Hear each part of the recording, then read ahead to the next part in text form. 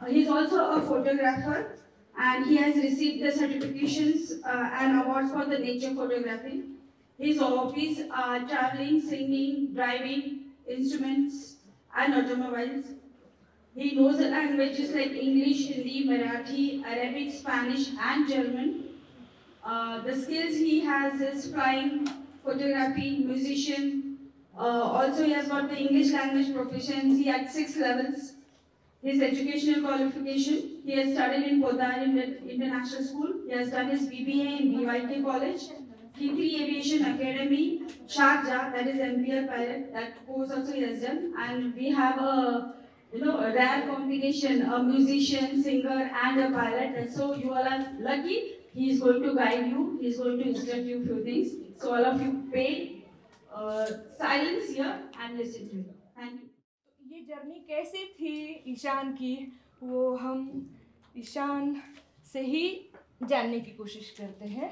हम आपको सर तो नहीं बुलाएंगे, हम आपको भैया बुलाएंगे, दादा बुलाएंगे। हमारे बच्चे भी आपको बड़ा भाई के जैसे ही मानेंगे। Sure. You can speak in English, Marathi, Hindi. In our school we use like this kind of combination to understand things, because whatever is you feel very convenient, comfortable to explain your journey of this becoming pilot, you can start with. Like we would like to know about how this thought came to you during your school days or college days, or from your family background, or somebody inspired you, whatever the circumstances were there, out of that you thought that you want to become a pilot. That journey we would like to know. Is the first thought in your mind, how it came and you decided it? Good morning. Yeah, it is good. No, it's fine. सबको last तक सुनाई देना चाहिए ना? सुनाई दे रहा है ना सबको? एंड कौन सी लैंग्वेज बहुत कंफर्टेबल रहेगी? मराठी, हिंदी, इंग्लिश?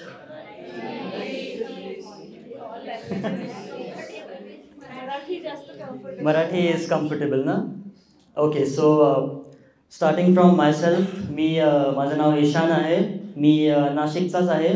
तुमच्यासारखं मलाही दर रविवारी मिसळ लागते सकाळी सकाळी, so there is not much difference. आणि सगळ्यात पहिले मला थँक्यू म्हणायचं आहे विजया मावशीला, ग्लोबल विजन स्कूलला, आणि तुम्हा सगळ्यांना की तुम्ही मला हे प्लॅटफॉर्म दिलं आहे आणि इथे बसायचा चान्स दिला आहे. So thank you for that. Now coming on to my inspiration, जसं माझं असं आहे की I was born in Nashik, and then जेव्हा मी 5 वर्षांचा होतो तेव्हा आम्ही ॲज अ फॅमिली शिफ्ट केलं ओमानला इन 2007. तिकडे मी स्कूलिंग केली अप्रॉक्सिमेटली 3 इयर्स.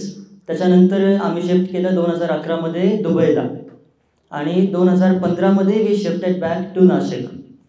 सो जेव्हापासनं आम्ही शिफ्ट केलं तेव्हा फर्स्ट फ्लाईट झाली माझी in 2007 when I was 5 years old.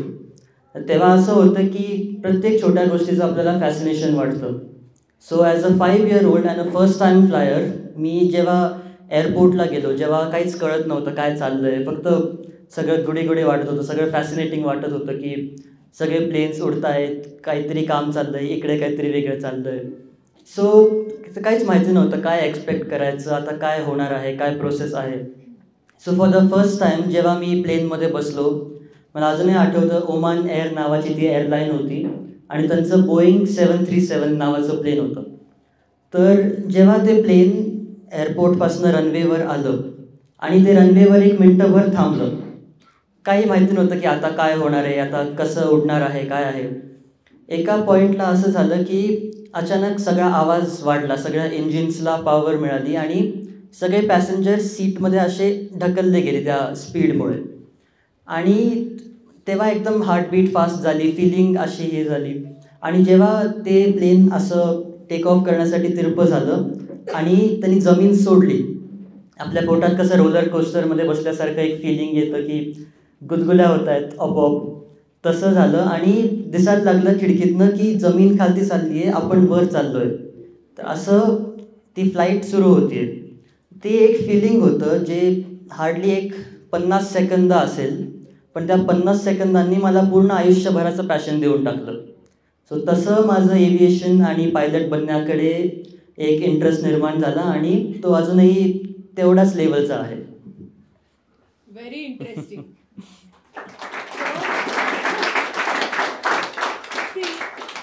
म्हणजे याच्यातून आपल्याला एक काय गोष्ट लक्षात आली की आता त्यांनी कधीचा अनुभव सांगितला. He was just 5 year old child. 5 वर्षाचा. हो. बरोबर. येस. म्हणजे 5 वर्षाचा बाळ सुद्धा किती अवेअर असू शकतं आपल्या फिलिंग बद्दल. So this is very very important fact which you have understood today. त्यामुळे प्रत्येक क्षण आपल्याला काहीतरी सांगतो आणि जर आपण ते फिलिंग आपल्या मनामध्ये जाणून त्याच्यावर विचार केला तर अशी काहीतरी ॲम्बिशन आपल्याला येऊ शकते. सो जस्ट एक इन्सिडन्स त्यांनी सांगितला की तो एक movement his mind captured and then he thought की ही शुड बिकम पायलट. आता तिथे तुझा थॉट तो आला म्हणजे तुझ्या मनामध्ये तो रुजला किंवा त्याचं बीजरोपण झालं. पण मग तिथून तुला इट्स नॉट दॅट इझी ना की एक थॉट आला आणि लगेच असं जगामध्ये अशी फार कमी लोक आहेत म्हणजे हाताच्या बोटावर मोजणे इतकी म्हटलं तरी चालेल की ज्यांच्या मनात थॉट येतो आणि ते कम्प्लीट करून दाखवतात. मला तुझ्या या प्रसंगावरून एक कल्पना चावलाचं एक वाक्य आठवलं की ती 11 वर्षाची असताना तिच्या घराच्या बाहेर कर्नालमध्ये प्लेन्स उडायचे कारण तिथे ते प्लेनच मला वाटतं पायलट सेंटर होतं की काहीतरी सेंटर होतं आणि ते दररोज बघितल्यामुळे तिला पण फार कुतूहल होतं की हे प्लेन्स कसे उडतात आणि त्याच्यातून तिच्या मनामध्ये ती गोष्ट आली की आपण सुद्धा पायलट व्हायला पाहिजे. तर एक ते मिळतं जुळतं मला आता वाटलं की म्हणजे एखादा छोटासा इन्सिडेंट सुद्धा मनावर किती परिणाम करू शकतो. पण मग त्याच्या पुढे तुझ्या मनात विचार आला आणि लगेच तू घरच्यांना सांगितला आणि लगेच झालं, असं झालं का? नाही, ऑनेस्टली असं नाही झालं कारण मलाच ते रिअलाईज होत होत भरपूर वेळ गेला की आपल्याला हे पॅशन आहे आणि हे आपल्याला पुढे करायचं आहे. ओव्हर द टाईम जेव्हा जेव्हा आम्ही इंडियाला आलो ओमानहून किंवा दुबईहून प्रत्येक वेळेस आम्ही फ्लाईट्सनी आलो आणि प्रत्येक वेळेस ते सेम फिलिंग होतं. दरवेळेस एक्साइटमेंट, दरवेळेस फॅसिनेशन आणि दरवेळेस तेवढ्या सेम लेवलचं पॅशन ते निर्माण होत गेलं की हेच करायचं आणि हे आपल्याला आवडतं आहे. पण जेव्हा मला ते ॲक्च्युली क्लिक झालं की आपण हे करू शकतो आणि हेच आपल्याला पुढे करायचं आहे ते झालं जेव्हा मी 9th किंवा 10th मध्ये होतो. सो तेव्हा एक क्लॅरिटी आली की आय ॲम केपेबल आणि I am interested in doing this. मग मी रिसर्च सुरू केला आणि मग मी बाकी सगळं सर्च केलं की काय काय कोर्सेस आहेत, कोणते कॉलेजेस आहेत, कुठे ट्रेनिंग मिळतं, कुठली कंट्री त्यासाठी सुटेबल आहे. आणि मग हे सगळं करून मी निश्चित केलं आणि मी घरी सांगितलं की मला असं इंटरेस्ट आहे आणि मला करायचं आहे ते पुढे. सो ऑलमोस्ट एक 10वी आली मला तोपर्यंत. अच्छा, म्हणजे 10वी नंतर मग तू 11वी 12वी सायन्स केलं? हो. अच्छा, मग ते सायन्स केल्यानंतर मग तू एव्हिएशनचा कोर्स केला? ॲक्च्युली सायन्स मी केलं 12वीमधनं आणि मला करायचं तर होतं एव्हिएशन डायरेक्टली पण तेव्हा कोविड आला नेमका. सो लॉकडाऊनमध्ये सगळे ट्रेनिंग्स आणि सगळे कॉलेजेस त्यांनी त्यांचं ट्रेनिंग पॉज केलं होतं. तर मग आणि कोणाला माहिती नव्हतं की परत कधी सुरू होईल. सो मी एक अजून ॲडिशनल डिग्री केली. माझ्या घरच्यांचं पण म्हणणं होतं की एक प्लॅन बी ऑलवेज आपल्याकडे पाहिजे. तर मी एक डिग्री केली which is BBA in international business. आणि मग ते जेव्हा झालं सायमल्टेनियसली मी ग्राउंड एक्झाम्सची तयारी केली जे की इंडियाची एव्हिएशन अथॉरिटी घेते. आणि हे सगळं झाल्यावर मग मी ॲक्च्युअल ॲडमिशन घेतली फ्लाईंग कोर्ससाठी. इंडियामध्ये घेतली की दुबईमध्ये? नाही, ॲडमिशन मी दुबईमध्येच घेतली पण त्याची प्रिपरेशन मी इकडच्यापासून सुरू केली होती. प्रिपरेशन बद्दल जाणून घ्यायला आवडेल की BBA करत असताना फ्लाईंग कोर्सची प्रिपरेशन करणं म्हणजे नेमकं काय केलं, म्हणजे कशी माहिती मिळाली प्रिपरेशनची? सो जेव्हा मी BBA करत होतो हा इंटरेस्ट तर आहेच लहानपणीपासून हे तर कळलेलं होतं बाय दॅट पॉईंट. आणि असं होतं की जे एक्झाम्स इकडे घेतात इंडियन गव्हर्नमेंट तेच तिकडे पण घेतात फक्त ते हायर लेवलचे असतात. सो माझ्या मनात असा विचार आला की कुठल्याही गोष्टीमध्ये जाण्यापूर्वी त्याचं जर बेसिक नॉलेज असेल तर ते कधी पण हेल्पफुल असतं. मग मी इंस्टाग्राम आणि गुगलवर रिसर्च केलं की इंडियामध्ये कोणते असे इन्स्टिट्यूशन्स आहेत जे फेस टू फेस किंवा ऑनलाईन पण हे ट्रेनिंग प्रोव्हाइड करतात. तर एक मला इन्स्टिट्यूशन सापडली जी ॲक्च्युली दिल्लीची होती, पण ते ऑनलाईन प्रोव्हाइड करतात. तर मग त्यांच्यासोबत मी ग्राउंड एक्झाम्सची प्रिपरेशन सुरू केली आणि साईड बाय साईड माझं BBA केलं. सो दॅट असं झालं, जेव्हा मी तिकडे गेलो फॉर माय मेन ट्रेनिंग, तेव्हा ते जे ग्राउंड थिअरी शिकवतात that was somewhat similar to जे मी आधीच केलं होतं आणि त्याचे एक्झाम्स देऊन क्लिअर केले होते. तर त्याच्याने मला एक ॲडिशनल बेनिफिट होतं की जे कन्सेप्ट्स लोकांना एकदम फ्रॉम स्क्रॅच कळत होते त्याच्याबद्दल मला एक बेसिक आयडिया तरी होती. तर मग त्याच्याने असं झालं की आय वॉज थोडंफार अहेड ऑफ दम. हॅलो, एक गोष्ट तुम्ही नोटीस केली की he was doing his BBA and simultaneously he only decided. याच्यासाठी आईबाबांनी काही फोर्स केला होता तुला की तू हे केलंच पाहिजे? नाही, ॲक्च्युली ते तर सरप्राईज होते जेव्हा मी त्यांना सांगितलं की एक तर माझा कोर्स सुरूच आहे, पण मला अजून एक घ्यायचा आहे. आई तर माझी, तिला लहानपणीपासून माहिती आहे की मी किती आळशी आहे. तर तिला सगळ्यात मोठा धक्का बसला जेव्हा मी म्हटलं एक डिग्री चालू असताना मला अजून एक कोर्स करायचा आहे. पण मग त्यांनी त्या थ्रू मला सपोर्ट केलं आणि मी त्यांना समजावून सांगितलं की असं असं आहे, मला गरज पडू शकते आणि मला इंटरेस्ट आहे. तर मग ते म्हटले ठीक आहे, यू कॅन डू इट. म्हणजे त्यांनी सेल्फ स्टडी सुरू केला स्वतःचा स्वतः. त्याचं एक वाक्य किती महत्वाचं होतं की तुम्हाला म्हणजे इतर जेव्हा मुलं त्या कोर्सला ऍडमिशन घेतात तेव्हा त्यांना झिरो माहिती असतं, काहीच माहिती नसतं. पण त्याला स्वतःला हे जाणवलं होतं की त्याला जेव्हा जर ऍडमिशन पाहिजे असेल किंवा तो कोर्स करायचा असेल तर त्याला त्याचं बेसिक नॉलेज तरी असायला पाहिजे. म्हणून त्यांनी स्वतः कोर्स सुरू केला आणि त्यांनी सरप्राईज कोणाला दिलं? त्याच्या आईबाबांना दिलं. म्हणजे त्यांनी कोणी त्याला फोर्स नाही केला की तू हे कर. आपल्याला काय करायला लागतं? घरी काय होतं आपल्या चित्र दररोजचं काय असतं? बस अभ्यासाला, हे पुस्तक वाच, हे कर, ते कर, हे आपल्याला सगळं घरी सांगत असतात ना. आता आपण काय ऐकतो दादाकडून की त्यांनी सरप्राईज दिला आईबाबांना आणि आईला काय वाटत होतं की तो आळशी आणि तो काही करू शकणार नाही. पण तो आळशी नाहीये हे त्यांनी स्वतः प्रूव्ह केलं. सो एक ऑलरेडी अवघड विषयाचा अभ्यास करत असताना, अवघड कोर्स पूर्ण करत असताना त्यांनी दुसरा आणखी त्याच्यापेक्षा 10 पटीने जास्त अवघड कोर्सची निवड स्वतः केली आणि स्वतः अभ्यास सुरू केला. तर ही फर्स्ट स्टेप जेव्हा तुमच्या आयुष्यात येते तेव्हाच तुम्ही काहीतरी घडवू शकता. दुसरा आपल्याला काही घडवू शकत नाही. दुसरे कितीही फोर्स केले, प्रेमापोटी असेल, जिद्दीपोटी असेल आणि कुठल्या तरी आपण घडवू नाही शकत. जेव्हा आपल्या मनामध्ये ती ठिणगी पेटते तेव्हा आपण ठरवतो आणि आपण करायला लागतो. तर आजचा हा पहिला लेसन तुम्हाला मिळालेला आहे की if you want to achieve something you have to decide and you have to start working on it. आता मला ह्याच्यामध्ये आम्ही काही प्रश्न तयार केलेले आहेत. Then when you decided and you started working on that, म्हणजे कोविड पिरियड असताना सगळेजण केक बनवून खात होते घरामध्ये, आळशीपणा करत होते, झोपा काढत होते. त्यावेळी तू अभ्यासाला सुरुवात केली आणि तुझ्या आईबाबांना तू सांगितलं. तू याच्यामध्ये अशी काही अपेक्षा केली म्हणजे आईबाबांचा तुला काय सपोर्ट मिळाला किंवा तू या क्षेत्रामध्ये आता तुला जायचंय तर आपण गुरु शोधतो, मेंटॉर शोधतो, तर असं कोणी व्यक्ती तुला मिळालं का किंवा तू शोधला का की ज्यांचं तुला काहीतरी म्हणजे तू त्यांना काही प्रश्न विचारले किंवा त्यांच्याकडून ज्ञान घेतलं आणि मग करायला सुरुवात केली अभ्यास? सो फॅमिली तर माझी अशी आहे की मी जे काय करेन त्यांना ते सपोर्ट करतात. So that's one thing. Overall family म्हणजे माझे आई वडील तर आहेतच, ते माझे सपोर्ट पिलर्स आहेत. माझी बहीण आहे, ती माझा सगळा अभ्यास घेते. म्हणजे मला काही जर पाठ करायचं असेल मी तिला सांगतो की मला याच्यातले प्रश्न विचार and she does that. So माझं अकॅडमिक जे काय एक्सलन्स आहे त्याचं क्रेडिट थोडंसं तिलाही जातं. बहीण लहान आहे की मोठी आहे? लहान बहीण माझी, आता तशी 12वीत येते. बहीण लहान आहे आणि काय सांगितलं? ती माझा अभ्यास घेते. माझे आजी आजोबा आहेत, त्यांनी कायम मला इन्स्पायर केलं आहे, अजूनही करतात आणि कायम करत राहतील.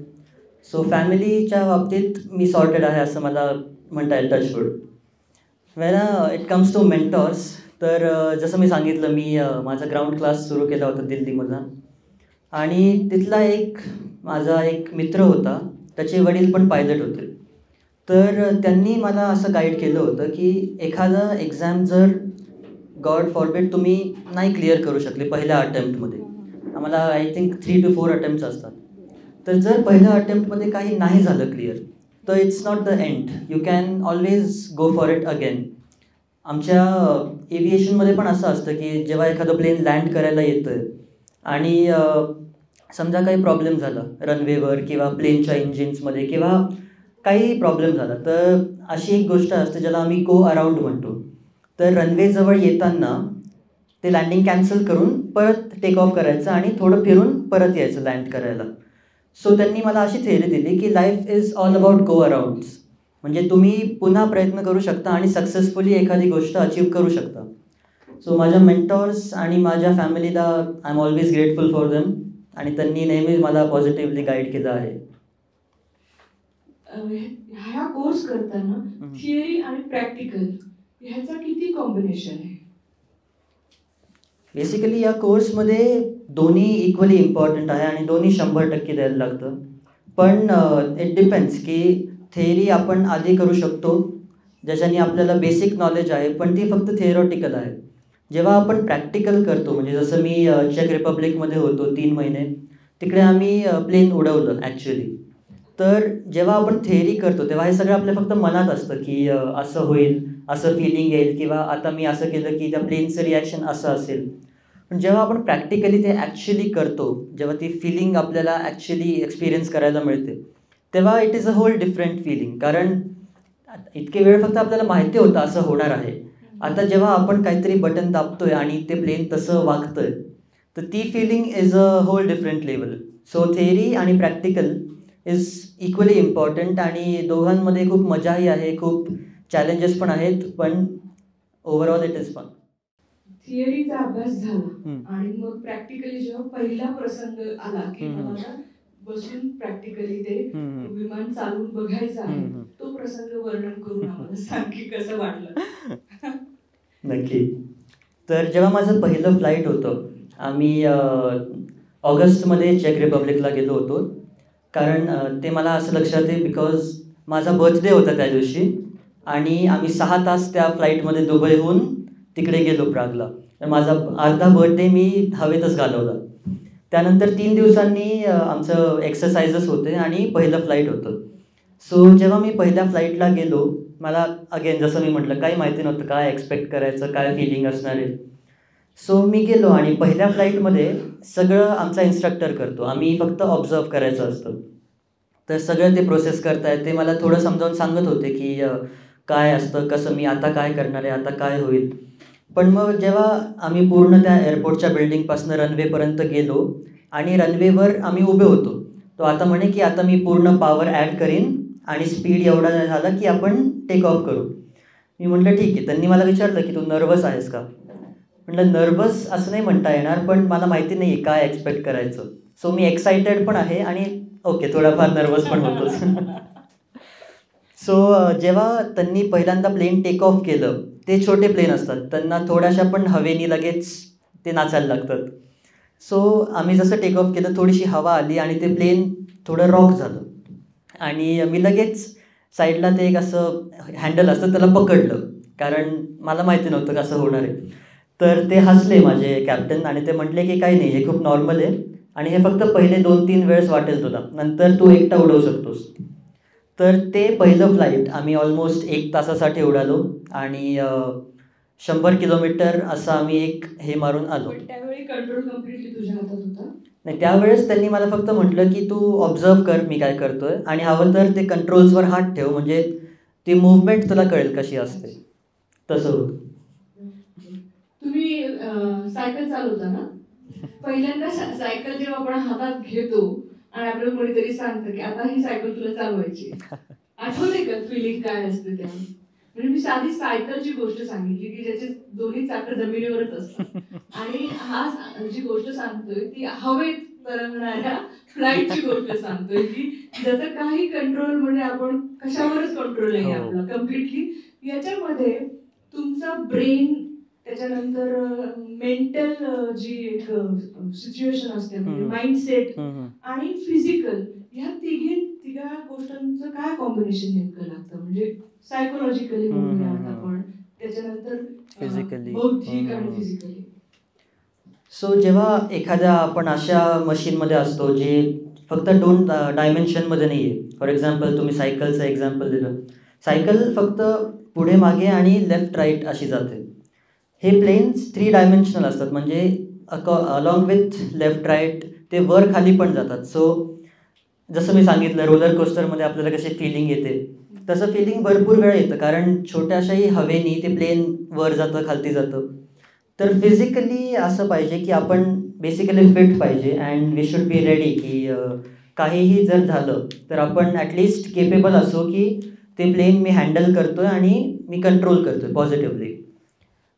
मेंटली असं असतं की आपण जेवढे मोटिवेटेड असतो किंवा जेवढं आपल्याला डिटर्मिनेशन आहे, जेवढं पॅशन आहे आपल्या स्वप्नाबद्दल की मला हेच करायचं आहे, तेवढं आपल्याला हेल्पफुल. कारण after all being motivated is the first step towards your dream.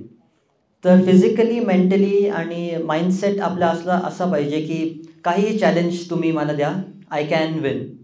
Sir I can win हे खूप महत्त्वाचं एक माइंडसेट आहे. जेव्हा आपल्याला स्वतःत कॉन्फिडन्स असतो तेव्हा बाकीच्यांना पण आपल्यावर ट्रस्ट करणं खूप सोपं जातं. सो माइंडसेट, फिजिकल आणि मेंटली प्रिपेअर्ड असं आपण पाहिजे या फील्डसाठी.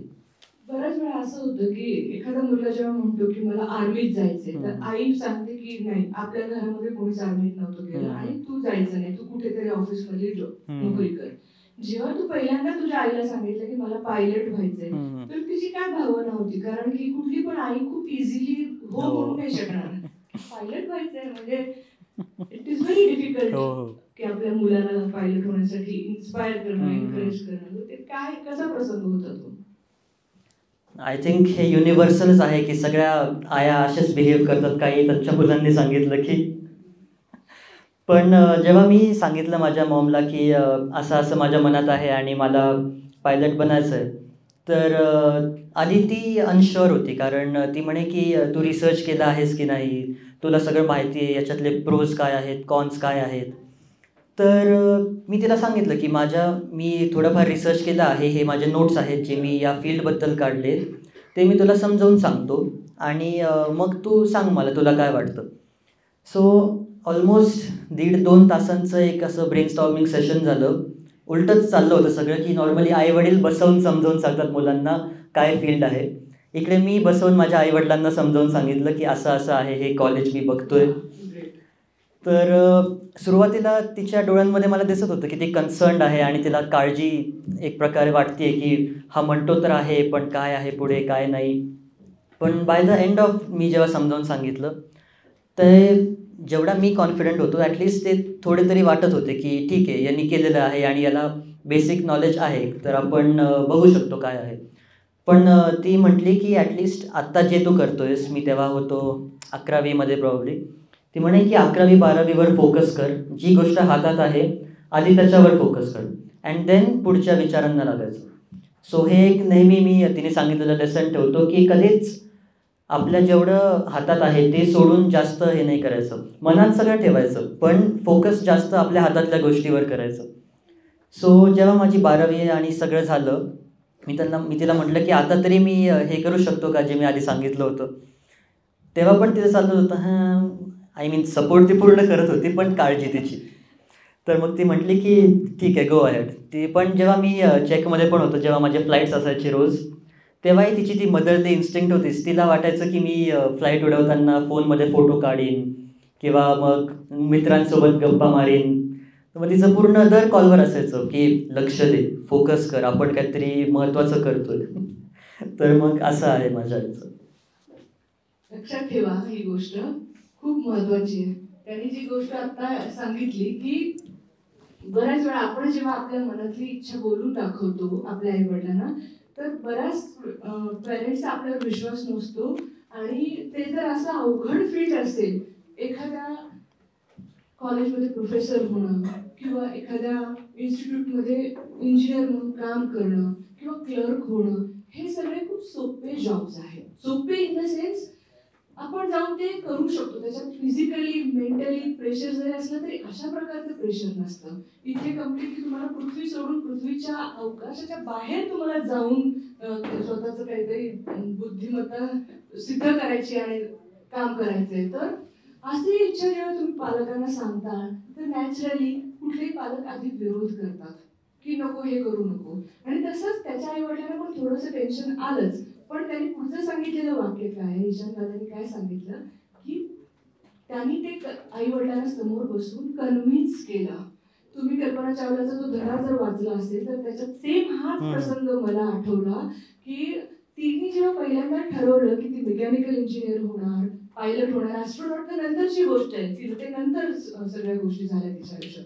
पण त्याही तो प्रसंग सुद्धा तो मला आठवलं तुला सांगताना की तिने आईबाबांना समोर बसून पटवून दिलं त्यांना की ती काय करणार आहे, कसं करणार आहे. तर म्हणजे अशी वेळ स्टुडंट्सच्या आयुष्यामध्ये येत असते की जेव्हा आपल्याला आपल्या मनातली गोष्ट आपल्या आईवडिलांना पटवून द्यायची असते, पण त्याच्यासाठी आधी आपल्या थॉट्सची क्लॅरिटी असणं गरजेचं आहे. हे तो कधी पटवून देऊ शकला, जेव्हा त्याने अभ्यास केला, जेव्हा त्याच्या मनामध्ये सगळं काही क्लिअर होतं की तो ते कसं अचीव्ह करणार आहे, आणि जेव्हा त्याला स्वतःला आत्मविश्वास वाटला, कॉन्फिडन्स वाटला, तेव्हा त्यांनी ती गोष्ट त्यांना पटवून दिली आणि आज तो आपल्यासमोर पायलट म्हणून बसलेला आहे किंवा आलेला आहे आपल्याला भेटायला.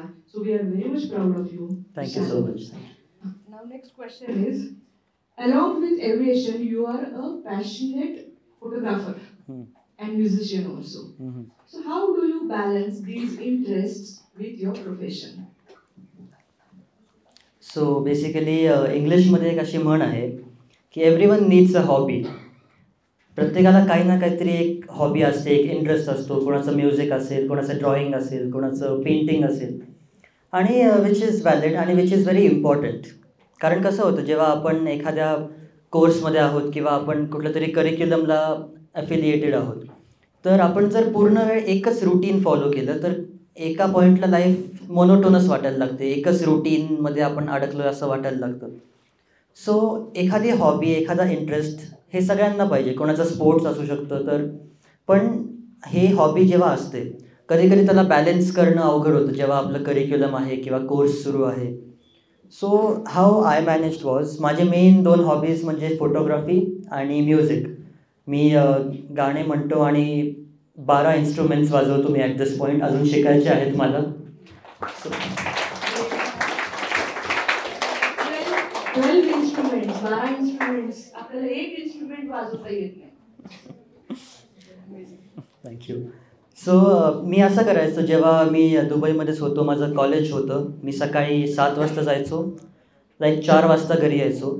मग थोडासा वेळ आराम करून, थोडा वेळ अभ्यास करून, रोज प्रत्येक दिवसात मी अर्धा तास दोन्ही हॉबीजला डेडिकेट करायचो. कितवीत असतानाची गोष्ट आहे ही आता माझं ट्रेनिंग सुरू असतानाची गोष्ट आहे. कारण आता मला थोडा कमी वेळ मिळायचा अनफॉर्च्युनेटली. पण जेव्हा मी 11वी-12वीत होतो तेव्हा मला थोडा जास्त वेळ होता आणि मी जास्त वेळ डेडिकेट करू शकायचो माझ्या हॉबीजला. पण आता असं माझं हे आहे की मी रोज अर्धा तास तरी डेडिकेट करतो किमान. जेव्हा मी माझं ग्राउंड स्कूल चालू होती, आम्हाला 14 सब्जेक्ट्स होते, 100 मार्कांचे, आणि 75% वॉज द पासिंग. तर इतकं हेक्टिक जेव्हा शेड्यूल होतं तेव्हा मी रोज कॉलेजहून आल्यावर मिनिमम 30 मिनिट्स गिटार वाजवायचो, सोबत गाणे म्हणायचो, प्रॅक्टिस करायचो. आणि लेट्स से की माझ्या खिडकीतनं मला विमानं दिसतात माझ्या घरी, तर मी सनसेटच्या वेळेस त्यांची फोटोग्राफी वगैरे करायचो. किंवा मी कुठे विकेंडला बाहेर गेलो तिकडे फोटोग्राफी करायचो, टाईम लॅप्सेस काढतो मी. तर असं मी माझ्या हॉबीजला पूर्ण वेळ चालू ठेवतो, म्हणजे लाईफ मोनोटोनस नाही होत आणि एक मोटिवेशन मिळत राहतं की अजून आहेत गोष्टी. पण मग तुला बर्डन नाही आलं कधी फोटोग्राफीचं किंवा ह्याचं गिटार वाजवण्याचं? बर्डन तेव्हा आलं जेव्हा ते गोष्टी थांबल्या होत्या. अच्छा. मला असं वाटायला लागलं की माझ्या हॉबीजला मी पुरेसा वेळ देत नाही आहे किंवा खूप त्यांना जस्टिस मिळत नाही आहे माझ्याकडून. तेव्हा मला जास्त बर्डन वाटलं की यु नो पूर्ण वेळ सुरू राहायला पाहिजे, म्हणजे आपण ॲक्टिव्ह असतो, आपलं ब्रेन फ्रेश असतं. तर जेव्हा सुरू आहे तेव्हा मला कधीच बर्डन वाटलं नाही. जेव्हा थांबलं तेव्हा मला वाटत होतं की नाही, I should dedicate more time to it.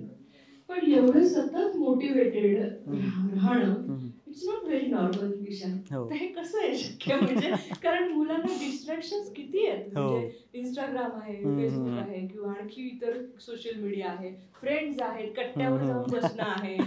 तर हे कसं काय तू हे सगळं अवॉइड करून एवढं फोकस राहिलास? सो बेसिकली जसं तुम्ही म्हटलं डिस्ट्रॅक्शन्स आहेत, इंस्टाग्राम आहे, फेसबुक, गुगल सगळं आहे. सो डिस्ट्रॅक्शन्स तोपर्यंत ठीक आहे जोपर्यंत ते कन्स्ट्रक्टिव्ह आहेत. एका लिमिटमध्ये सगळं चांगलं वाटतं जसं आपण म्हणतो.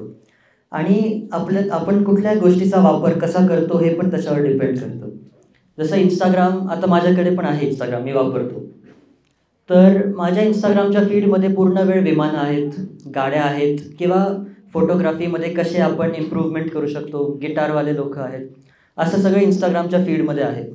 तर जोपर्यंत हे प्लॅटफॉर्म्स आपण कन्स्ट्रक्टिव्ह वेमध्ये वापरतोय, जोपर्यंत आपण त्याचा चांगला उपयोग आपल्या फायद्यासाठी करतोय, तोपर्यंत हे डिस्ट्रॅक्शन्स पण चांगले आहेत.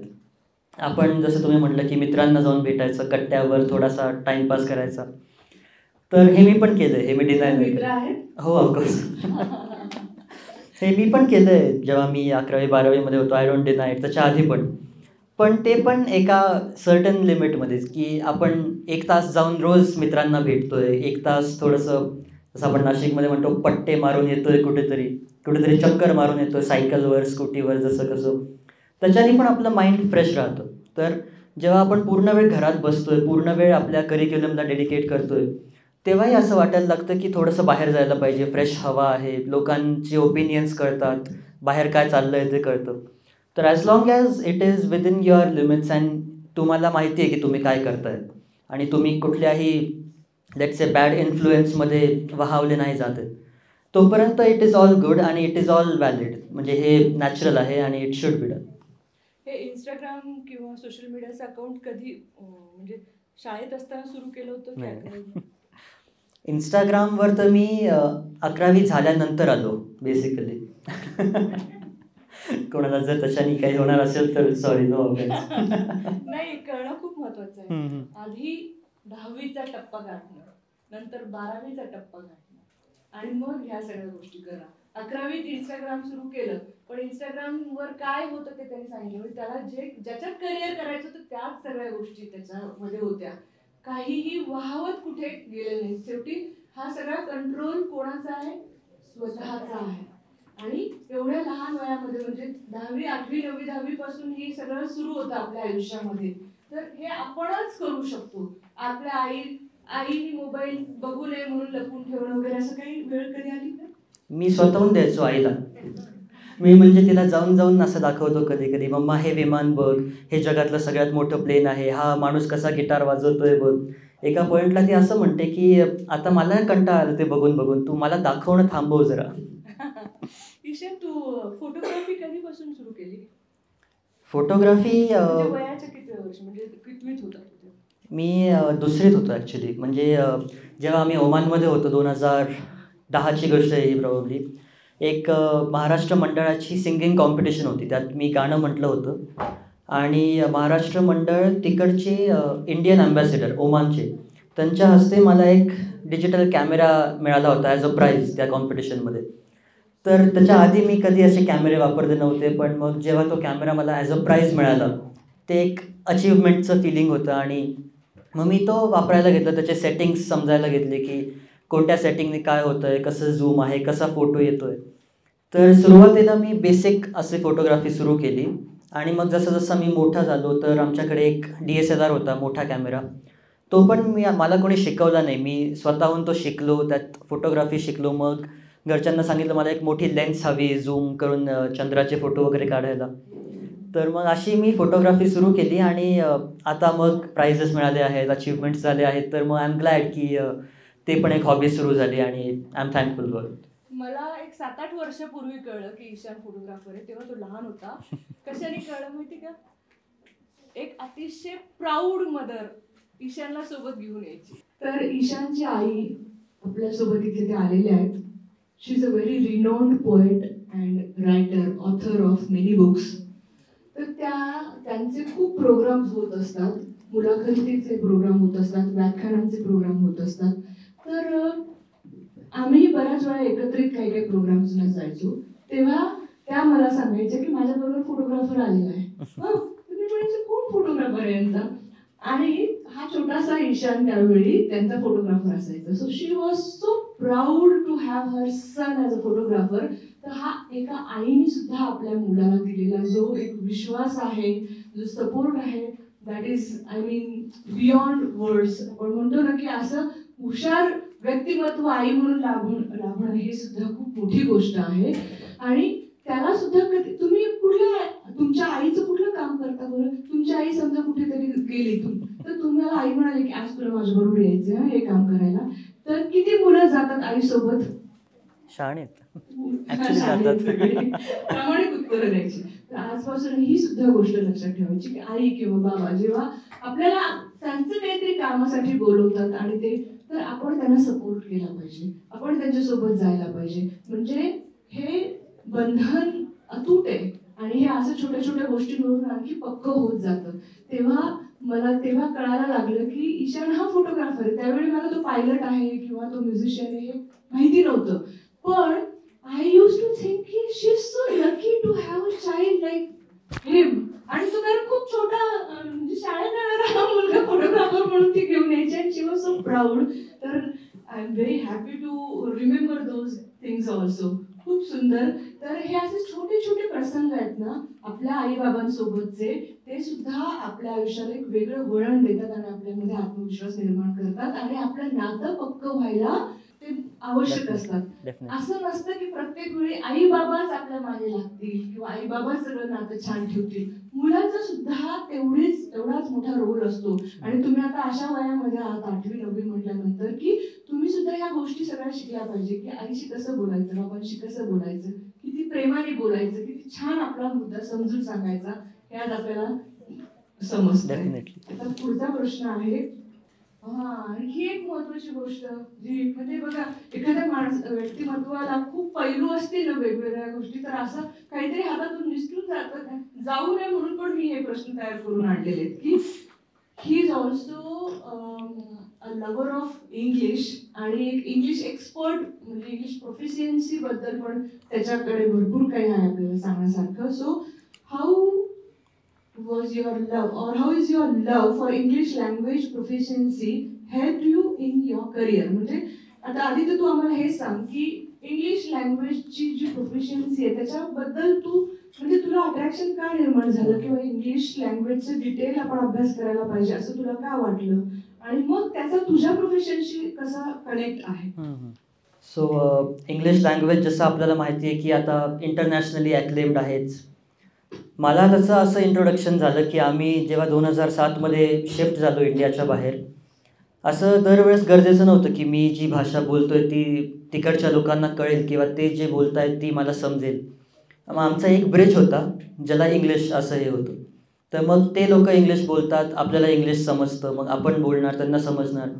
तर इंग्लिश ही खूप महत्त्वाचा असं एक पॉईंट ठरला की जे मला इंटरेस्ट पण त्याच्यामध्ये नंतर निर्माण झाला. तो ॲक्च्युली लहानपणीपासून होता, कारण आमच्याकडे एक कॅसेट प्लेअर होतं आणि माझे आई वडील दोघंही खूप इंग्लिश गाणी ऐकायचे. त्यांच्या वेळेसचे सगळे ते आर्टिस्ट होते, मी त्यांना ऐकत ऐकत मोठा झालो आणि मग मी आता माझे स्वतःचे वेगळे आर्टिस्ट ऐकायला लागलो. सो त्यांच्यामुळे एक मला इंग्लिशचा इंटरेस्ट होता आणि मला बेसिक ॲटलिस्ट कळायला लागलं की कसं प्रोनाऊन्सिएशन असतं, कसं म्हणायचं, काय असतं. अँड देन मग जसं मी ओमानमध्ये गेलो तिकडे मी स्पेलिंग बीज आणि इंग्लिशच्या कॉम्पिटिशन्समध्ये पार्ट घेतला आणि त्याच्यामध्ये जेव्हा प्राइजेस मिळायला लागले सो ते एक मोटिवेशनल असं ठरलं की ठीक आहे आपल्याला जमतं आहे. मग इंग्लिशचं मला असं हे होत गेलं. मग मी इंग्लिश सिरीज बघणं सुरू केलं, गाणे ऐकणं तर होतंच पूर्ण वेळ. स्वतःच घरी क्विजेस घेतले, कारण एक नवीन भाषा शिकणं is always better and always helpful. तुम्ही कुठेही आहात जगात किंवा कुठेही वेगळ्या कल्चरच्या लोकांशी भेटत आहात तर त्यांच्याशी इंटरॅक्ट करणं किंवा त्यांना जाणून घेणं याच्यामध्ये कुठल्याही भाषा आणि कुठल्या पण बाकी तुम्हाला लँग्वेजचा खूप फायदा होतो. बॅरियर एक मिटून जातं. तर तसं हे एक आहे, म्हणून मला इंग्लिशचं नेहमी हे आहे, त्याच्याबद्दल रिस्पेक्ट आहे आणि आवड आहे इंग्लिशची. रायटिंग असू दे किंवा लिसनिंग स्किल्स किंवा मग नॉर्मल स्पीकिंग, सगळ्यामध्ये मला इंटरेस्ट आहे. आणि एव्हिएशनमध्ये त्यांनी माझी अशी मदत केली की जसं मी म्हटलं खूप वेगळ्या वेगळ्या कल्चर्स आणि नॅशनॅलिटीजचे लोक असतात तिकडे. सो एक कॉमन लँग्वेज जी त्यांनी डिराईव्ह केली ती आहे इंग्लिश. तर इंग्लिशच्या आमच्या लेवलवर ते आमची एक्झाम घेतात की तुमचं प्रोनाऊन्सिएशन कसं आहे, लिसनिंग स्किल्स आणि तुम्हाला लोकांशी कसं इंटरॅक्ट करता येतं, तुम्ही किती इंट्रोवर्ट एक्स्ट्रोवर्ट आहात आजकालच्या शब्दांमध्ये. तर त्या बेसिसवर जेव्हा त्यांनी एक्झाम घेतली त्याच्यामध्ये लेवल्स असतात बेसिकली. सो मी त्या एक्झाममध्ये गेलो आणि त्यांनी मला लेवल 6 दिलं, which is the highest level of English. त्याच्यानंतर मला ती एक्झाम कधीच परत द्यायला लागणार, कारण level 6 is for ever valid. तर इंग्लिशचं असं आहे की इट इज अ नीड आजच्या जगामध्ये, बट अलॉंग साईड मला असंही म्हणायचं आहे की आपली भाषा म्हणजे मातृभाषा, आपली मदर टंग आणि आपलं कल्चर हे पण तेवढंच धरून ठेवलं पाहिजे जेवढं आपण इंग्लिश आणि बाकी कल्चरला आपण ॲडॅप्ट करतो आहे. कारण इंग्लिशमध्येच परत एक म्हण आहे की नेवर फॉरगेट युअर रूट्स. जिथून आपण सुरू केलं आहे आणि जिथून आपण ओरिजिनेट झालो आहे हेही खूप महत्त्वाचं आहे असं एक आहे. So that's about English. Great.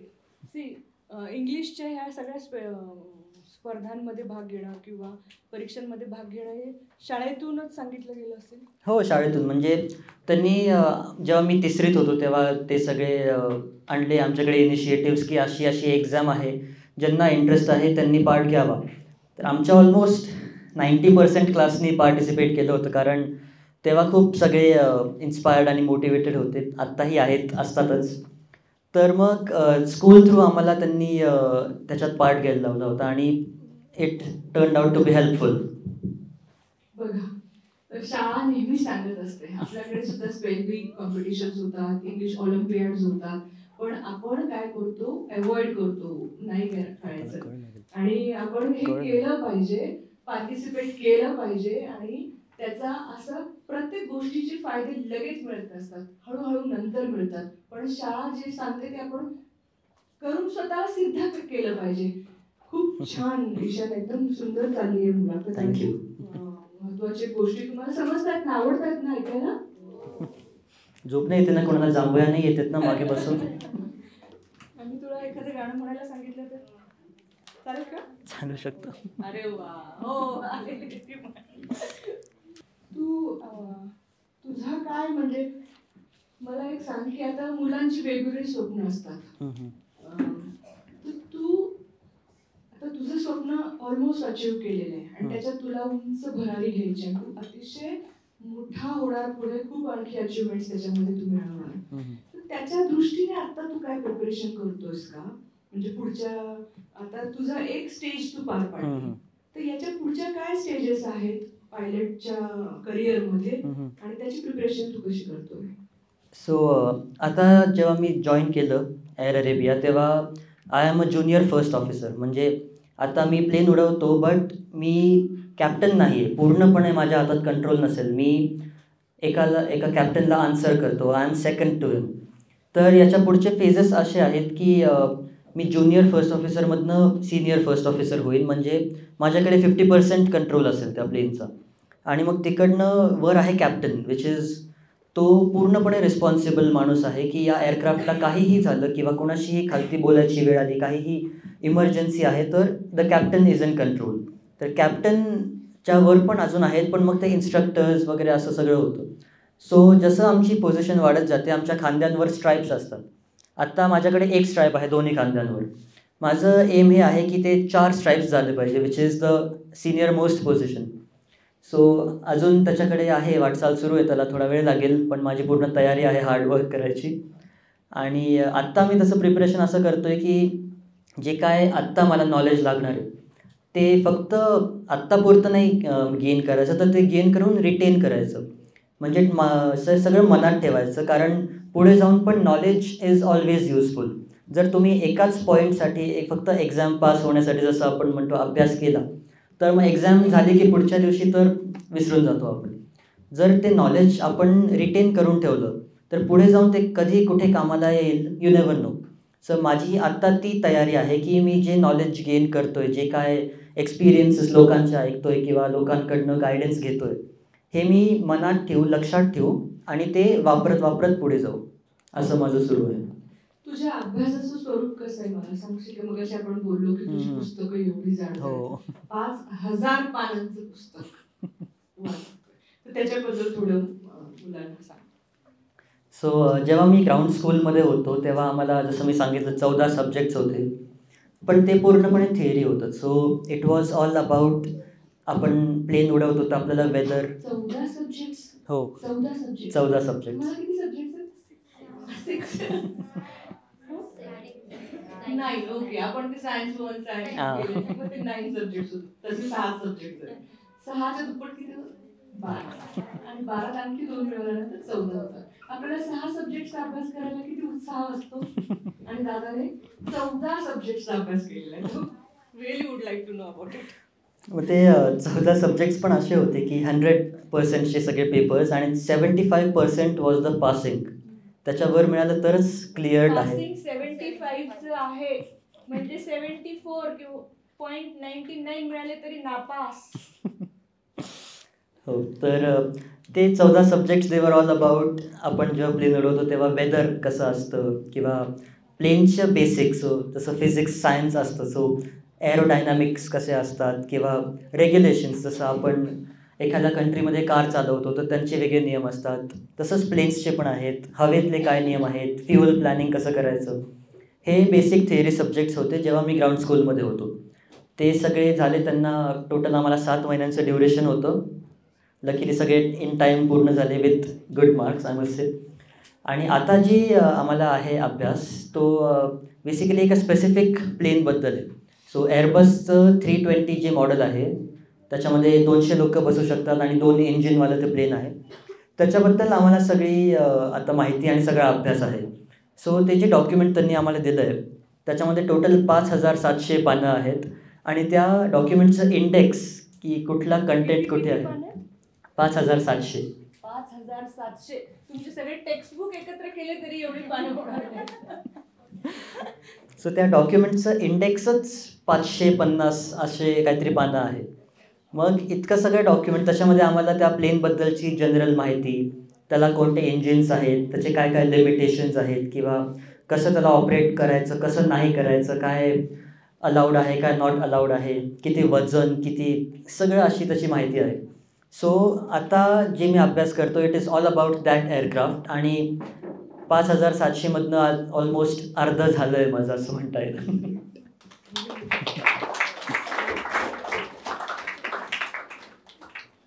So मला एक सांग की आता आमची ही मुलं 8वी 9वी 10वीतली मुलं आहेत, काही 7वीतली पण असतील.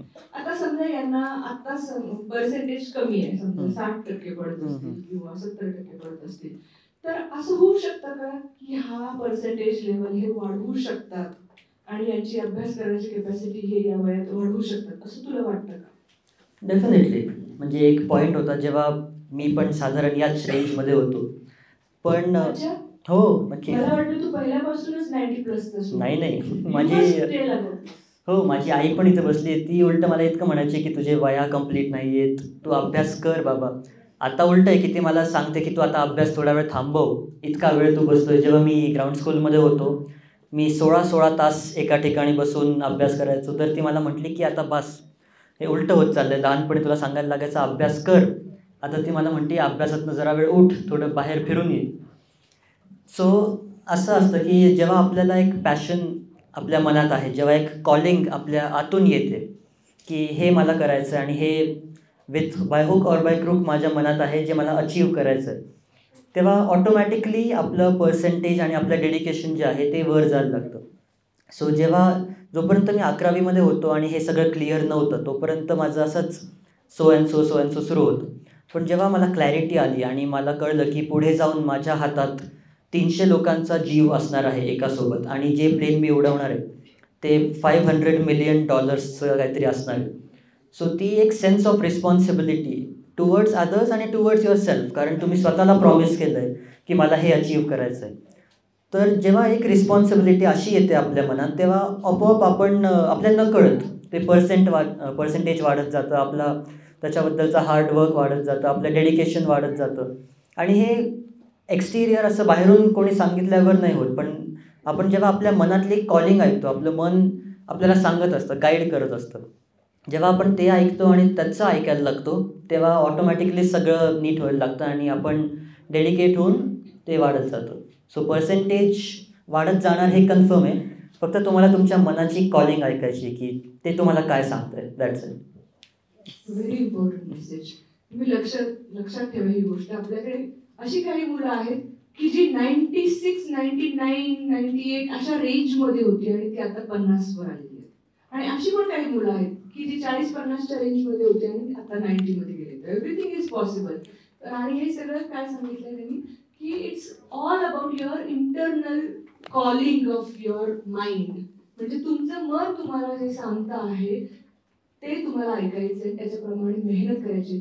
16 तास आता तो अभ्यासाला बसतो किंवा अभ्यास करतो. सो 16 आवर्स आपल्याला आपल्या एक्झाम मध्ये सुद्धा करावासा वाटत नाही तो अभ्यास. So very important message you have given.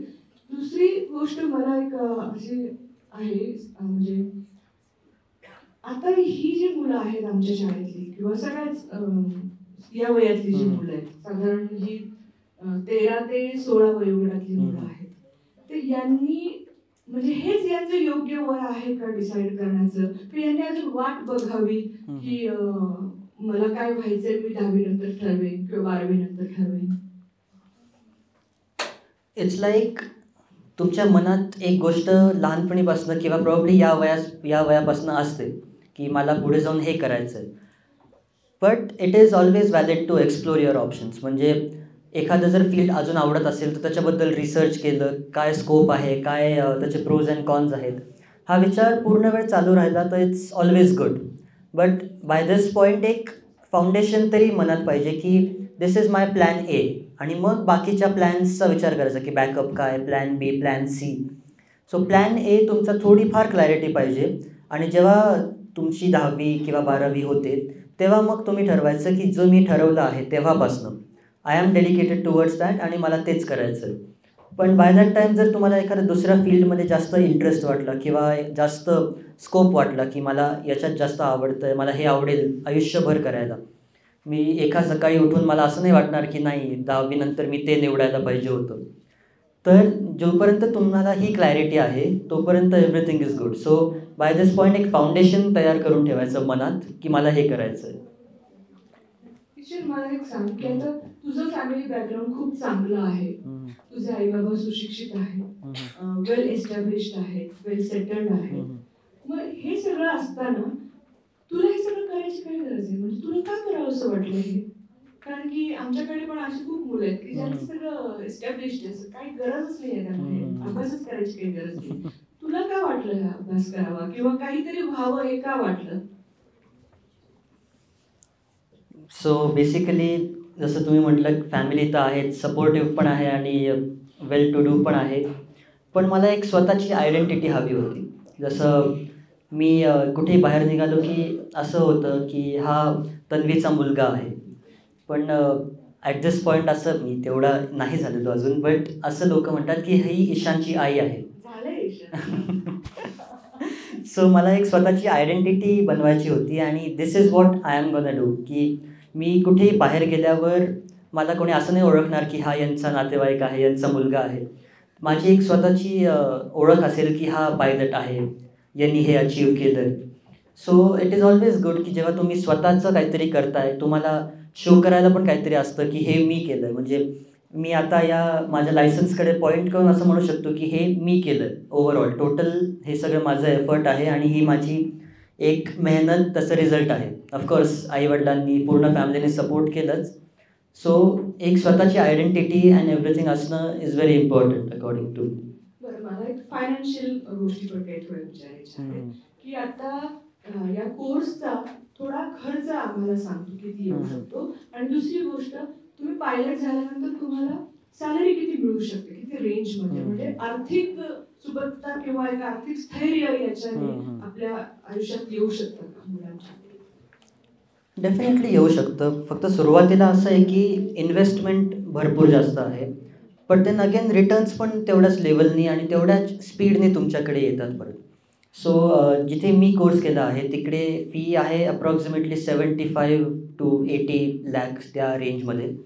आणि जेव्हा मी आता जॉईन करीन, जेव्हा माझी सॅलरी सुरू होईल, so that amount will be रफली 5 ते 7 लाख पर मंथ. सो असं जर आपण म्हटलं की 75 आपण इन्व्हेस्ट केलं आणि 5 इज द रिटर्न, तर 15 महिन्यांमध्ये एक दीड वर्षात जेवढं इन्व्हेस्ट केलं आहे ते सगळं परत येऊ शकतं. अँड इट्स लाईक इन्व्हेस्टमेंट आणि प्रॉफिट तर आहेच, पण जेव्हा तुमचं पॅशन असतं, जेव्हा तुम्हाला कधीच बोर नाही होते एखादी गोष्ट करून, जेव्हा तुम्ही तुमचं मन फॉलो करताय, ते रिटर्न्स सगळ्यात टॉप लेवलचे असतात आणि त्याला कुठलीच फायनान्शियल अमाऊंट टॉप नाही करू शकत, असं माझं म्हणणं.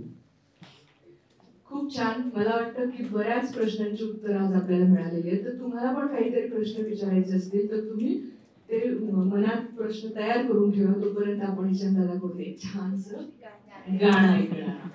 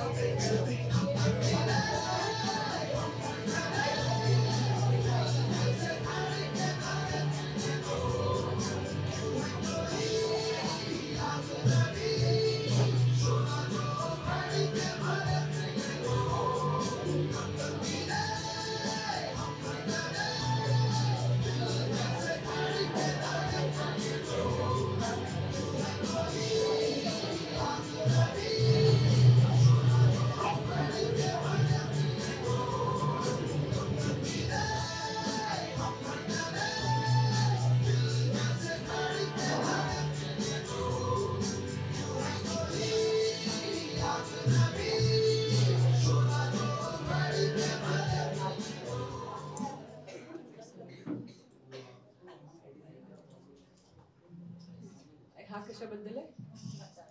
अच्छा. याचं कॉन्टेक्स्ट असं आहे की जेव्हा आमचं पहिलं सोलो फ्लाईट होतं तर आम्हाला ते असं वॉटर सल्यूट करतात, म्हणजे आमच्यावर एक बादलीभर थंड पाणी फेकतात की तुम्हाला हा पूर्ण वेळ लक्षात राहिलं पाहिजे की तुम्ही असं केलं होतं आणि या दिवसाला तुमचं झालं होतं. सो जेव्हा पहिलं सोलो फ्लाईट होतं बिना इन्स्ट्रक्टरचं, बिना कुठल्या गायडन्सचं, त्याच्यानंतर हे वॉटर सल्यूट करतात, त्याचा हा तो व्हिडिओ आहे. तर शाहरुख खानचं एक येस बॉस सिनेमातलं हे गाणं आहे आणि जसं मागे तुम्ही म्हटले की इतका मोटिवेटेड मी कसा राहतो, सो हे गाणं एक माझा सोर्स आहे मोटिवेशनचा. कारण हे तेव्हाचं गाणं आहे जेव्हा तो इतका मोठा सुपरस्टार नव्हता आणि तेव्हा त्यांनी स्वतःसाठी हे सगळं मॅनिफेस्ट केलं होतं आणि त्यांनी स्वतःला प्रॉमिस केलं होतं की मी हे सगळं अचीव्ह करणार आहे. ईशान, आता मॅनिफेस्ट वर्ड आलेला आहे, थोडं मॅनिफेस्टेशन बद्दल सांग, त्याचं महत्त्व आहे का आयुष्यामध्ये? हो, ऑफकोर्स. मॅनिफेस्टेशन म्हणजे असं असतं बेसिकली आपण स्वतःलाच रोज एक गोष्ट सांगतो की ही मला हवी आहे आणि ही मी अचीव्ह करणार आहे. आणि ते आपण ॲट दिस पॉईंट फक्त स्वतःला नसतो सांगत, आपण ते युनिवर्सला पण सांगतोय. जेव्हा आपण एखाद्या गोष्टीबद्दल खूप पॉझिटिव्ह असतो आणि खूप डेडिकेटेड असतो तेव्हा जे एक्झिस्टन्स आहे, जे युनिवर्स आहे, ते पण आपल्याला मदत करण्यात लागतं. म्हणजे इट ऑल्सो हेल्प्स अस की हा मुलगा खूप पॉझिटिव्ह दिसतोय आणि याचं आहे डेडिकेशन, तर मी पण याचा जो रस्ता आहे तो इझी करून देतो. So manifestation is all about telling yourself आणि टू द युनिवर्स की मी हे अचीव्ह करणार आणि करूनच राहणार. So manifestation is all about this. तुम्ही मॅनिफेस्ट करता तुम्हाला जे हवंय ते दररोज करायचं. सो मॅनिफेस्टेशनबद्दलच हे गाणं आहे ज्यात तो त्याचे सगळे स्वप्न सांगतो, मोठे मोठे स्वप्न, आणि शेवटी असं त्यांना सांगतो की हे छोटंसं स्वप्न आहे माझं, हे छोट्या लेवलचं आहे. तर ते गाणं असं आहे की जो भी चाहूं वो मैं पाऊं, जिंदगी में जीत जाऊं, बस इतना सा ख्वाब है, बस इतना सा ख्वाब है, चांद तारे तोड़ लाऊं, सारी दुनिया पर मैं छाऊं, बस इतना सा ख्वाब है, बस इतना सा ख्वाब है. थँक्यू.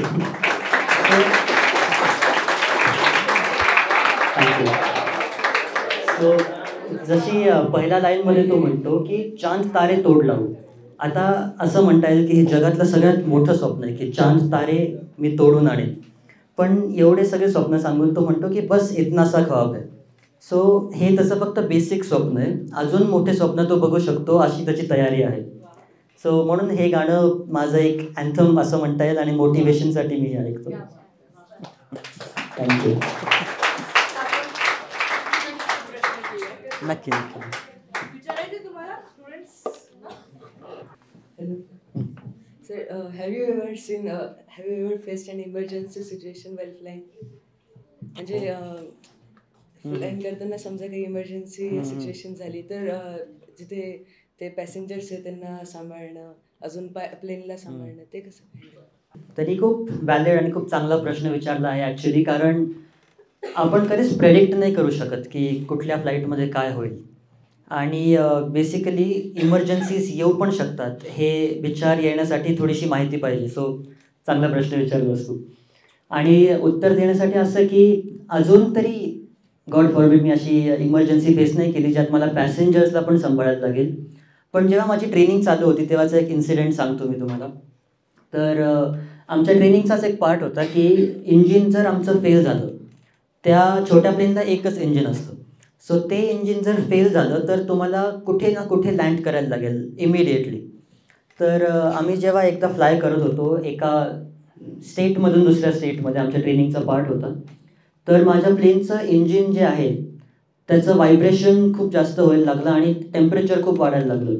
मग तेव्हा असं होतं की ते इंजिन आपल्याला बंद करून टाकायला लागतं, नाहीतर त्याला आग लागू शकते आणि आग लागली तर.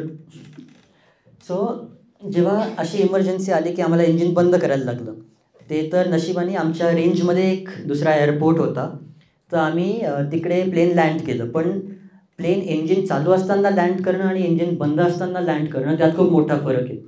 जेव्हा इंजिन बंद होतं आणि आम्ही लँड करायला गेलो तेव्हा तिकडे आमच्यासाठी त्यांनी सगळे इमर्जन्सी गाड्या बोलावून ठेवले होते की फायर इंजिन किंवा कोणाला काही जखम झाली असेल तर ॲम्ब्युलन्स, असं सगळं तो एक एक्सपिरियन्स होता. बट लकीली तेव्हा काही झालं नाही आणि सक्सेसफुली ते प्लेन लँड झालं. तर ती एक इमर्जन्सी होती की आमचं इंजिन फेल होता राहिलं.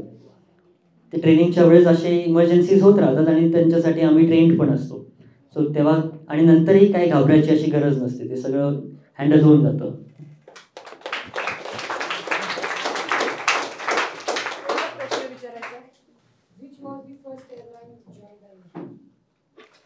The first airline joined by me was Air Arabia, ज्यात मी अजून पण आहे. माझं अजून बिगिनर डेजच आहेत, इतकं हे नाही आहे. So air Arabia is the first airline आणि ते दुबईमध्ये ऑपरेट करते. सो दुबईहून मुंबई, दिल्ली आणि टर्की वगैरे असे इंटरनॅशनल त्यांचे फ्लाईट्स आहेत. टोटल काहीतरी 200 डेस्टिनेशन्स आहेत त्यांचे, आम्ही तिकडे अजून फ्लाय करतो. So air Arabia is my first airline.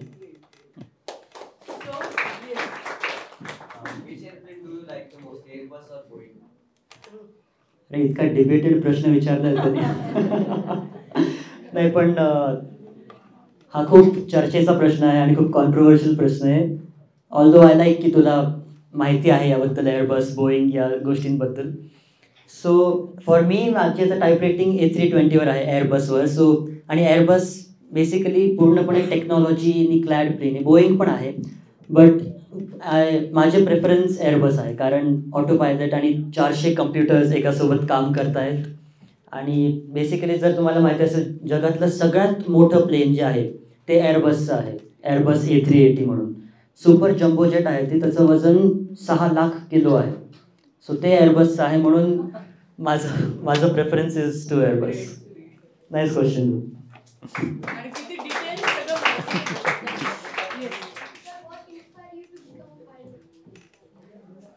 माझं इन्स्पिरेशन बेसिकली जसं मी सांगितलं आधी की मी जेव्हा पहिल्यांदा प्लेनमध्ये बसलो तेव्हा ती फिलिंग जी टेक ऑफच्या वेळेस मला झाली, दॅट वॉज माय इन्स्पिरेशन. पण ती फक्त एक लेट्स से की छोटासा स्पार्क होता. जेव्हा जेव्हा मी वेकेशनला आलो किंवा जेव्हा जेव्हा मी प्लेनमध्ये बसलो, आपण असं इतकं ऑब्झर्व करत नाही नॉर्मली, पण जेव्हा एखाद्या गोष्टीत आपल्याला इंटरेस्ट असतो, पॅशन असतो, तेव्हा आपण सगळं ऑब्झर्व करतो की हलक्यातली इव्हन काय मूव्हमेंट होती. सो जेव्हा आपण प्लेनच्या खिडकीत बसतो, प्लेनचं फक्त विंग नसतं, त्या विंगवर अजून हजारो गोष्टी असतात. तर प्लेनने काही पण हालचाल केली की त्या विंगवरची गोष्टी मूव्हमेंट करतात आणि त्याच्यामुळे ते प्लेन त्या हिशोबाने वागतं. सो प्लेनचे फ्लॅप्स असतात जे असे विंगमधनं खालती होतात, एलरॉन्स जे असे वर होतात, इंजिनचा आवाज बदलत राहतो पूर्ण वेळ जसे तुम्ही पॉवर सेट करताय. सो हे सगळे छोट्या छोट्या गोष्टी मी बघत गेलो आणि मग मला ते इंटरेस्ट वाढत गेला आणि तसं मला इन्स्पिरेशन मिळत गेलं.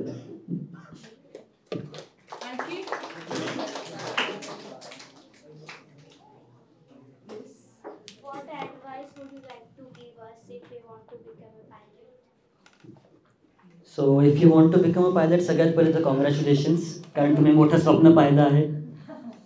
सेकंडली, मी जेव्हा तुमच्याच वयाचं होतो तेव्हा मी सुरू केलं हे सगळं. मला नॅशनल जिओग्राफिक चॅनल माहिती आहे ना तुम्हाला, त्याच्यावर एअर क्रॅश इन्व्हेस्टिगेशन नावाचा एक शो येतो.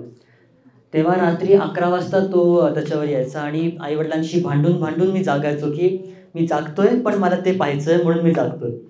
सो ते एअर क्रॅश इन्व्हेस्टिगेशन बघून मला खूप बेसिक गोष्टी कळाल्या की काय काय असतं, कुठल्या एअरप्लेनच्या पार्टला काय म्हणतात. सो ते एक आहे की तुम्ही बेसिक का होईना पण थोडीशी माहिती गोळा करणं सुरू करा. सेकंडली, पुस्तकं वाचणं खूप महत्त्वाचं आहे. मी स्टिक अँड रडर नावाचं एक पुस्तक आहे ते वाचलं होतं. अजून cockpit as I know it नावाचं पुस्तक आहे, हे मी वाचलं होतं. त्याच्यानंतर एक खूप मोठा कॅप्टन होता, एअरबस A320चाच तो पायलट होता आणि त्याचं नाव होतं कॅप्टन सली.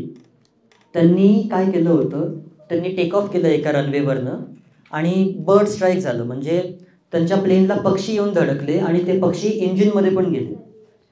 तर त्यांना ते प्लेन लँड करायला लागलं, पण त्यांना दुसरा काही ऑप्शन नव्हता. त्यांनी ते कुठे लँड केलं, एका नदीमध्ये, हडसन रिव्हर. परफेक्ट.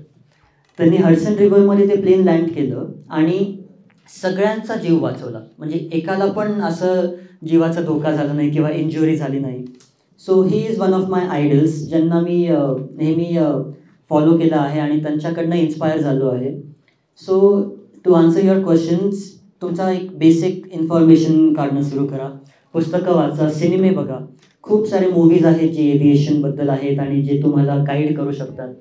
तर तुम्ही स्वतःला त्याच्यामध्ये थोडंसं बिझी करा. आणि या फील्डमध्ये एकदा आलं की असं आहे की तुम्ही परत बाहेर जाऊ नाही शकत, ते इतकं इंटरेस्टिंग आहे.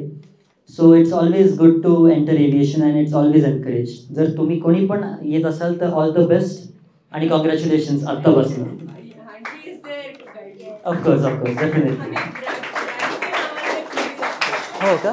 हो, ग्रॅव्हिटी आहे, परफेक्ट, गुड एक्झाम्पल. आणखी पर्सेंटेज किती आहे पायलट्सचं जगात? जगातलं पर्सेंटेज ओव्हरऑल जगामध्ये 1.7% लोक फक्त पायलट आहेत. इंडियामध्ये असं आहे की तुम्ही जर 64,000 लोक स्किप केले तर कोणीतरी एक पायलट आहे. So if you become a pilot you are 1 out of 64,000 people. 64,000. म्हणजे बरेचदा असं होतं की आपण जर 10 मजल्यांच्या बिल्डिंगमध्ये होत तर खूप रेअर चान्स आहे की त्यात कोणी अजून एक पायलट आहे तुमच्यासोबत, अनलेस तुम्ही एअरलाईनच्या ऑफिसमध्ये आहात. तसा रेशिओ आहे, खूप रेअर आणि खूप युनिक फील्ड आहे. सो आम्ही म्हणजे परफेक्ट टायमिंग आहे आमच्या मुलांचं वय आणि हे लेक्चर अरेंज करणं. हो, ते आज सुद्धा ठरवू शकतात आणि होऊ शकतात. डेफिनेटली. तुम्ही ठरवलं तर काही नाही होऊ शकत असं आहे. तुम्ही ठरवा आणि बस डेडिकेशन तुमचं असू द्या, एनिथिंग कॅन बी अचीव्ड. आता मी ईशाच्या आईला थोडीशी रिक्वेस्ट करेन की as a mother what she feels about Ishan, please. ईशानची आई ही खूप नावाजलेली लेखिका आहे. तन्वी अमित या नावाने ते लिहितात. त्यांचं आपल्याकडे 2 पुस्तकं पण आहेत. एक काव्यसंग्रह आहे आणि एक गझलबद्दलचं एक पुस्तक आहे. दोन्ही पुस्तकं लायब्ररीत आहेत आणि तुम्ही ती शोधा, वाचा. आणि एक नावाजलेलं व्यक्तिमत्व स्वतः बिझी असताना सुद्धा त्यांनी त्यांच्या मुलाला खूप सुंदर घडवलंय आणि त्यांची मुलगी सुद्धा इथे आलेली आहे. ती आता 12वीची परीक्षा चालू आहे तिची आणि तरी सुद्धा इथे ती आलेली आहे कुटुंबासोबत आणि आपल्या दादाचं सगळं ऐकायला. सो त्यामुळे मी म्हटलं तन्वी मॅडमना की थोडं आम्हाला आमच्या मुलांना काही सांगा ईशानबद्दल पण, आणि हा एकूणच प्रसंग ॲज अ मदर तुम्ही कसं याच्याकडे बघतायचा आई. काय बोलू ऍक्च्युली खूप छान वाटतंय आई म्हणून पण.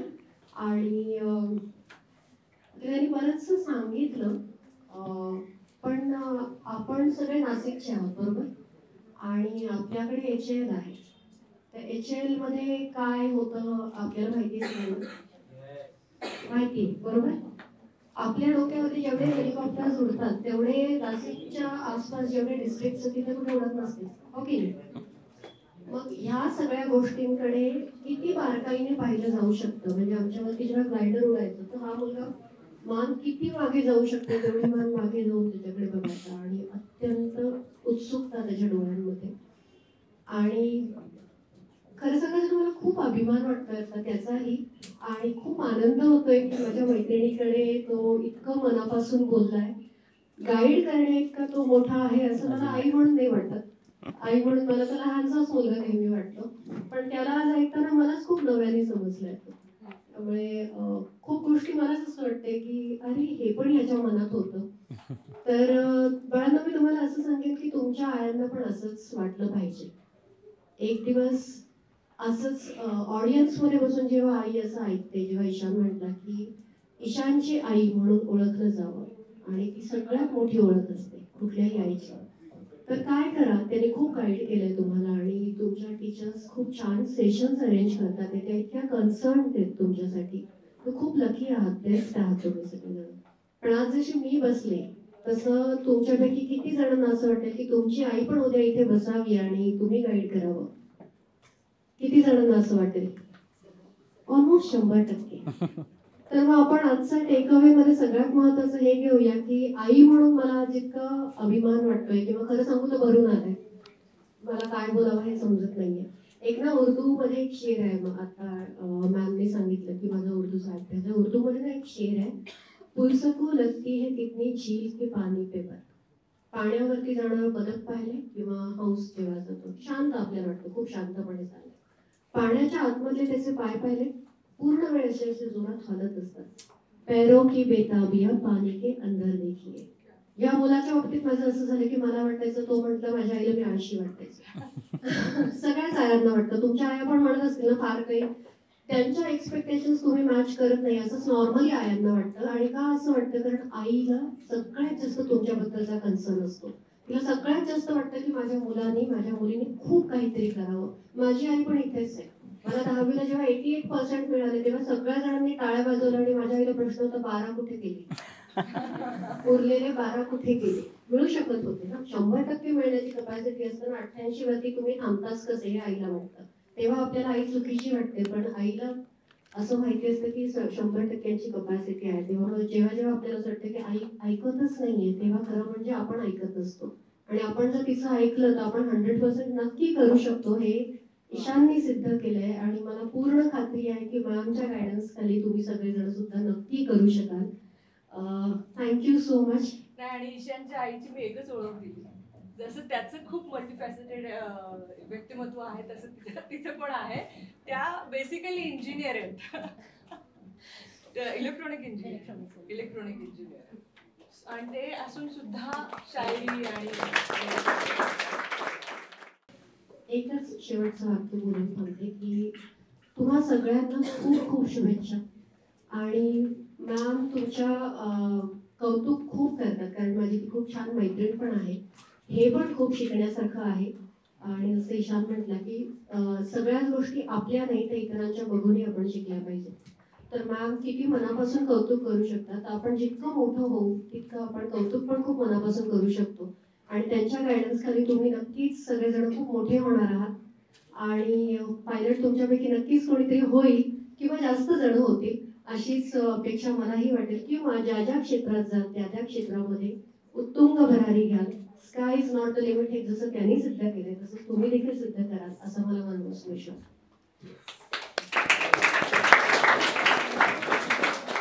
थँक्यू. तर आज आपण ईशान देवरे ह्याचा एक पायलट म्हणून सुरू झालेला प्रवास पाहिलेला आहे. त्याच्या ॲम्बिशन्स, त्याचे कष्ट, त्याचं ध्येय हे सगळं आपण आज समजून घेण्याचा प्रयत्न केलेला आहे. आणि त्याच्यासाठी केलेले कष्ट, डेडिकेशन हे पण आपण समजून घेण्याचा प्रयत्न केला. आता अशा व्यक्तिमत्वांना आपण आपल्या शाळेत बोलवतो ते केवळ एक उद्दिष्ट ठेवून की आपल्या मुलांनी त्यांच्या अनुभवातून शिकावं. त्यांनी जे जे काही कष्ट केलेले आहेत ते कष्ट आपण करू शकतो का हे आपलं स्वतःला पडताळून पाहावं. आणि अजूनही जर आपले पावलं थरथरत असतील किंवा इकडे तिकडे उडत असतील, आपलं मन स्थिर नसेल, तर ते मन स्थिर करून अजूनही आपलं काय ध्येय आहे याचा शोध घ्यावा. आणि त्या दृष्टीने आपण आता इथून पुढे पावलं उचलावीत. एका पायलटला आज आपण बोलवलं याचा अर्थ असा नाही होत की सगळ्यांनीच पायलट व्हायला पाहिजे, पण त्याचा महत्वाचा मेसेज जो आज ईशानने इथे दिलेला आहे की जे तुम्हाला व्हायचं आहे किंवा जे तुम्ही आधी तुमचं अंतरंग ओळखा, तुमचं कॉलिंग ओळखा. असं त्यांनी मगाशी सांगितलं की तुम्हाला जे व्हायचं आहे ते काय व्हायचं आहे ते तुम्ही स्वतः ओळखा. त्याला दुसऱ्याला काहीतरी व्हायचंय म्हणून आता ईशानच्या वर्गात 50 मुलं असतील तर 50 पैकी इतर मुलांना काय व्हायचंय ह्याचा त्यांनी विचार नाही केला. मला काय व्हायचंय ह्याचा शोध त्यांनी घेतला म्हणून आज तो एवढ्या लहान वयामध्ये आपल्यासमोर पायलट म्हणून उभा आहे.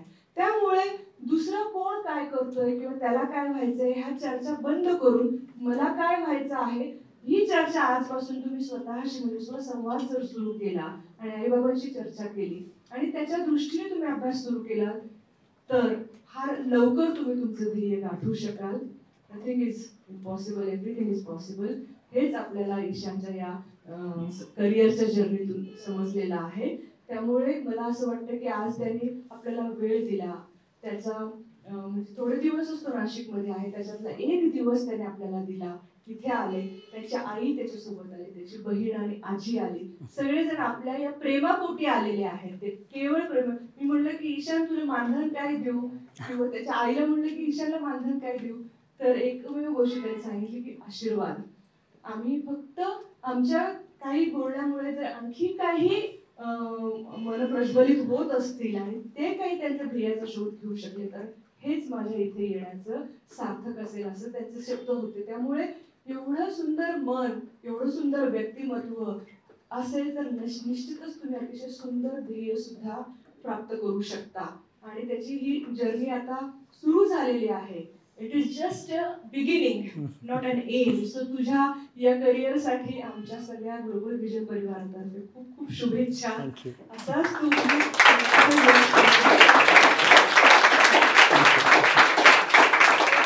आणि जेव्हा तू अतिशय नावाजलेला पायलट होशील आणि जेव्हा 500-700 लोकांचं विमान एकटा चालवशील तेव्हा सुद्धा तू परत येऊन आमच्या मुलांना फॉर शुअर, नक्की. थँक्यू. थँक्यू.